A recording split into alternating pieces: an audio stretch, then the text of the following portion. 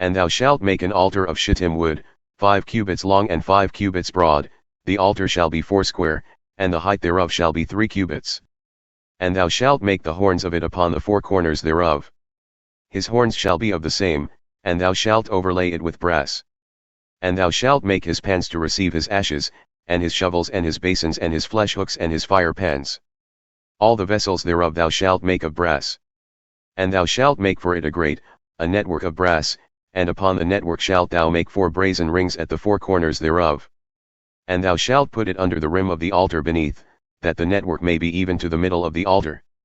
And thou shalt make staves for the altar, staves of shittim wood, and overlay them with brass. And the staves shall be put into the rings, and the staves shall be upon the 2 sides of the altar to bear it. Hollow with boards shalt thou make it. As it was shown thee on the mount, so shall they make it.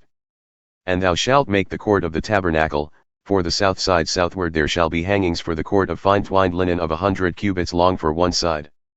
And the 20 pillars thereof and their 20 sockets shall be of brass, the hooks of the pillars and their fillets shall be of silver. And likewise for the north side, in length there shall be hangings of 100 cubits long, and his 20 pillars with their 20 sockets of brass, and the hooks of the pillars and their fillets of silver. And for the breadth of the court on the west side shall be hangings of 50 cubits, their pillars 10 and their sockets 10. And the breadth of the court on the east side eastward shall be 50 cubits. The hangings on one side of the gate shall be 15 cubits, their pillars 3 and their sockets 3. And on the other side shall be hangings of 15 cubits, their pillars 3 and their sockets 3.